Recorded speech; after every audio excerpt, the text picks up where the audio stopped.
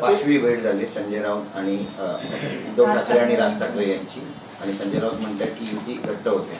महापौर ठाकरे बंधूंचाच बसेल, ठाकरेंचाच बसेल असा विश्वास संजय राऊतांनी. आता पाचवी झाली, दिवाळीच्या वेळेला आणखीन एक होईल नक्कीच, निश्चितपणे.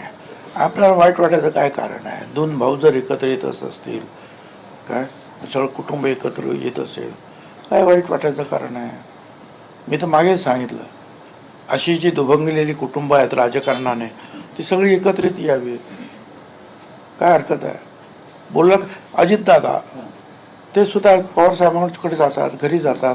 त्या दिवशी तुम्हीच सांगितलं की कुठेतरी एक तास ते वाय बी चव्हाणला गेले, चर्चा झाली. काय हरकत आहे?